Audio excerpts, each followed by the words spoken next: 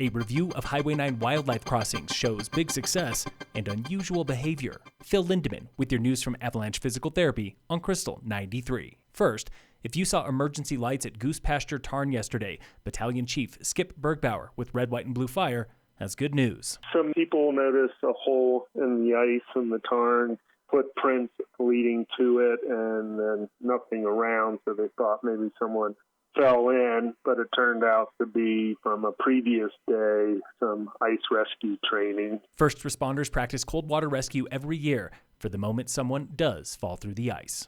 Why did the elk cross under the highway? Because the mule deer showed him how. Elk are more leery of these structures. It's been shown in other places around the West. A few mule deer come along, and the mule deer go right through the structure, and the elk follow the mule deer through. That was Michelle Kawarden with Colorado Parks and Wildlife. The moment was caught on camera at one of 7 wildlife crossings on Highway 9 between Silverthorne and Kremling, part of a $50 million project from 2015. We've had this is just mule deer, 112,000 crossings. A 5-year study shows elk and deer are joined by moose, black bears, mountain lions, and even this. We had 2 otters one year go through one of the underpasses, and it's a mile from the Blue River. Before 2015, more than half of all accidents there were animal collisions. Now, Cinnamon Levy-Finn with CDOT says collisions are down 90%. They've definitely been very effective at reducing wildlife vehicle collisions, which was our main goal, to provide safety for the traveling public. The project is so successful, CDOT won funding for more wildlife crossings on West Side Vail Pass. We're hoping that this will provide that connectivity for the Vail Pass area because I-70 is such a barrier to movement. Work on Vail Pass begins in 2022. For that video of deer leading the elk, see the Krystal 93 Facebook page now. The CDC has slashed the time you'll have to spend in quarantine for exposure to COVID-19 from 14 days to 10 days, as few as 7 days with a test. If you develop symptoms, you still have to isolate at least 10 days. Cash is available now for locals struggling to pay rent this winter. Summit FIRC is distributing more than $500,000 in rent relief provided by Breckenridge, Frisco, and Summit County. Nisa Erickson with FIRC. We definitely saw a huge need for that last spring, and we're seeing a need for it again recently. The application opened today and is available to all locals. Find it now at summitfirc.org. Summit, FIRC.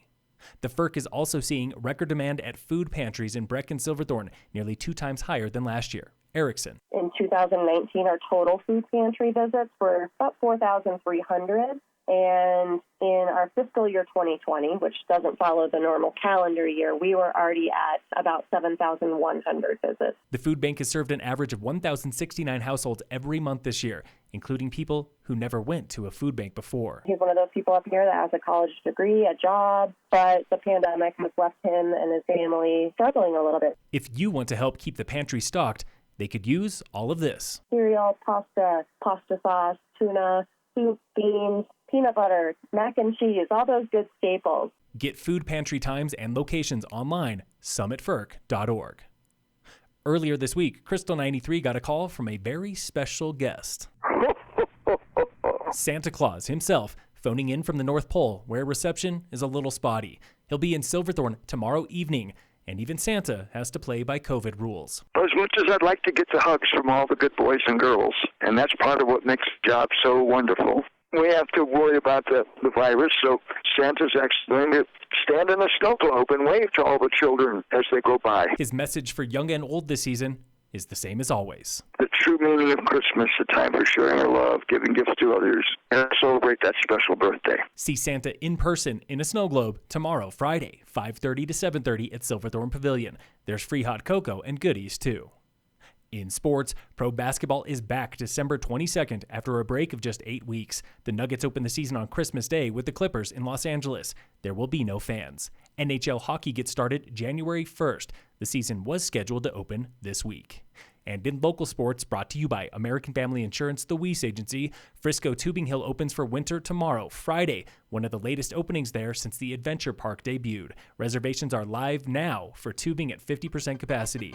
Phil Lindeman with your news from Avalanche Physical Therapy on Krystal 93.